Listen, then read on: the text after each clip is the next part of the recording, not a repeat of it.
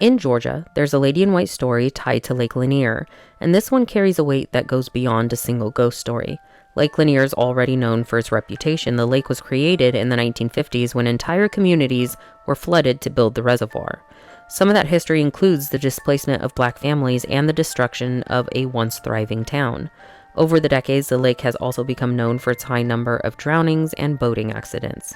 So even before anyone mentions a ghost, there's an uneasiness there. But layered into all of that history is another reoccurring image.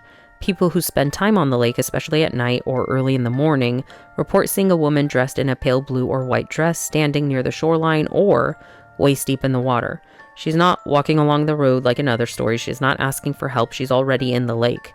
Some witnesses say she's facing the water, not them. Others say she looks like she's trying to climb out, one hand braced against the shore, but never quite succeeds. And one detail shows up again and again: the stillness. Even when the water around her is moving, even when there's wind, even when boat waves ripple towards her, she remains still. In some stories, boaters say they don't even notice her at first.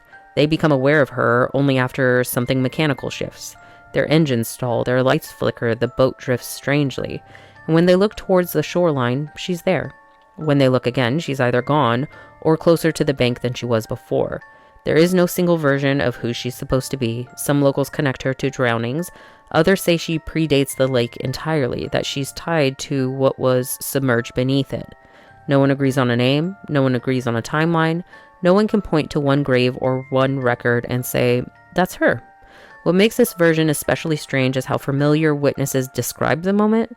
More than one person has said it felt like something they'd already seen before, maybe in a movie.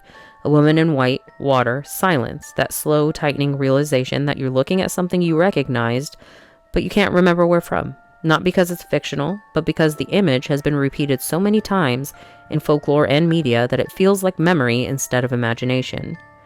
Georgians don't recommend being on Lake Lanier at night at all, actually, and not just because of the statistics. They say if you see a woman standing where she shouldn't be in the water, the worst thing you can do is stare long enough to convince yourself she isn't real. Because if she's already in the lake, she may not be trying to leave it.